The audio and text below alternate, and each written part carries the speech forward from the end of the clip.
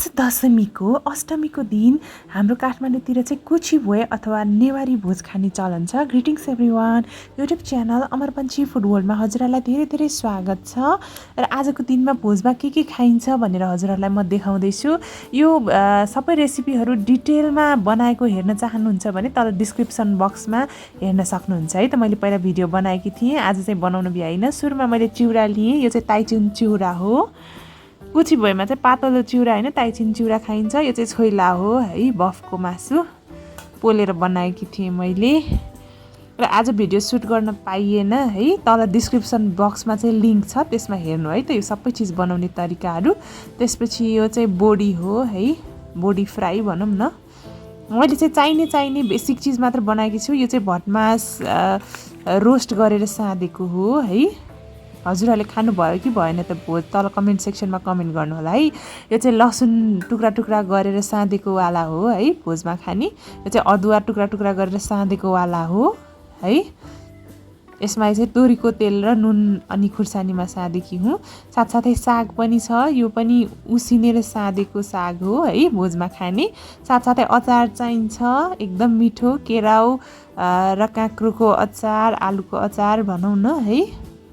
र आलु पनि उसिनेर साँधेको नेवारी भोजको आलु है। आजको रेसिपी चाहिँ यति नै हो। म हजुरहरूलाई भोज राखेर चाहिँ देखाउँछु है त। हेर्नुहोस् त कस्तो यम्मी देखेको छ। यसमा चाहिँ मैले माछाहरू चाहिँ राखेकी छैन है, आज बनाउन भ्याइएन। सो हुन त यो चाहिँ लप्टेमा राखेर खाइन्छ है भोज चाहिँ। मैले चाहिँ यसरी थालमै राखेकी छु आज है। सुरुमा बिचमा चिउरा राख्ने है, सेन्टरमा। त्यसपछि चाहिँ भटमासहरू राख्दा हुन्छ। भटमास खास गरेर कालो युज गरिन्छ है। आज चाहिँ मेरो घरमा कालो भटमास सकिएछ, त्यही भएर मैले यो सेतो भटमास नै राखेँ। भटमासको दायाँ बायाँ चाहिँ लसुन र अदुवालाई राख्दैछु है।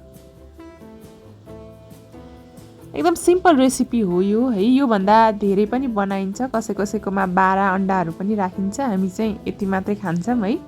बोडी राखेँ मैले। त्यसपछि स्वास्थ्यको लागि पनि एकदम राम्रो हुन्छ। बोडी चाहिँ पचाउन एकदम हेल्प गर्छ गेडागुडीले है, खानाहरू पचाउन।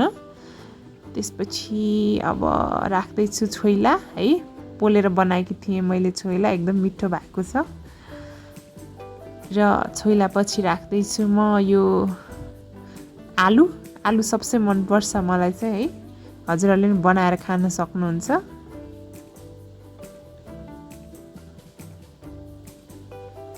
र आलु पनि राखेँ है। त्यसपछि साग राख्दैछु। साग चाहिँ हातैले राखिदिएँ, चम्चा खै कता हरायो। र त्यसपछि लास्टमा चाहिँ अचार राख्दैछु है। आज एकदम थाकेको बन्छु सबै बनाएर है। ल कुनै दिन फुर्सद भयो भने चाहिँ पुरै भिडियो सुट गरेर म हजुरहरूलाई भिडियो राखिदिन्छु है त। आजको रेसिपी कस्तो लाग्यो त? मन पऱ्यो भने भिडियोलाई लाइक, कमेन्ट र सेयर गरिदिनु होला है। साथसाथै मेरो च्यानल अमर पन्छी फुड वर्ल्डलाई सब्सक्राइब गर्न पनि नबिर्सिनु होला है। हेर्नुहोस् त, हेर्दै खाउँ लाग्दो मिठो भोज तयार भइसकेको छ। यसमा हजुरहरूले अन्डा, बारा अनि त्यसपछि माछा थप्न सक्नुहुन्छ है त। Thank you so much for watching. Have a nice day, happy cooking, bye by.